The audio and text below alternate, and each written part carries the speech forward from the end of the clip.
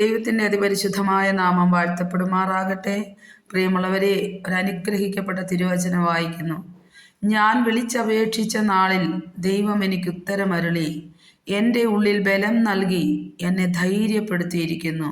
ആമേൻ. പ്രിയമുള്ളവരെ, തിരുവചനത്തിൽ വിശ്വസിച്ച് ആശ്രയിച്ചു കൊണ്ടൊരു നിമിഷം പ്രാർത്ഥിക്കുന്നു.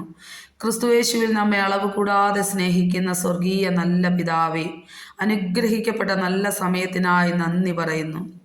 ആമേൻ. നമ്മൾ കർത്താവിനെ വിളിച്ചപേക്ഷിക്കുമ്പോൾ, എൻ്റെ ദൈവത്തിൻ്റെ നാമത്തെ വിളിച്ചപേക്ഷിക്കുമ്പോൾ നമുക്ക് ഉത്തരമരുളുന്ന ഒരു വലിയ ദൈവമുണ്ട്. നമ്മുടെ ഹൃദയത്തിനകത്ത് ബലം നൽകി നമ്മെ ധൈര്യപ്പെടുത്തി ഏതവസ്ഥയിലും നമ്മെ ധൈര്യത്തോടെ നടത്തുമാറാക്കുന്ന വലിയവനായ ദൈവത്തിന് നന്ദി നിറഞ്ഞ ഹൃദയത്തോടെ സ്തോത്രം ചെയ്യുന്നു.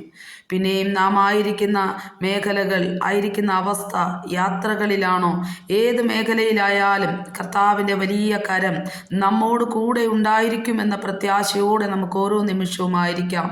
ക്രിസ്തുവിൻ്റെ സ്നേഹം അളവ് കൂടാത്ത സ്നേഹമാണ്, മാറ്റമില്ലാത്ത സ്നേഹമാണ്, ഈ ലോകത്തിന് തരുവാൻ കഴിയാത്ത സ്നേഹമാണ്. ആ സ്നേഹത്തിൽ നാം തന്നെത്താൻ നിറഞ്ഞ് കഴിയുമ്പോൾ കർത്താവിൻ്റെ സമാധാനം നമ്മെ പൊതിഞ്ഞു പിടിക്കുന്നു. കുടുംബമായും വ്യക്തിപരമായും നമ്മെ മാനിച്ചനുഗ്രഹിക്കുന്ന ഒരു കർത്താവ്.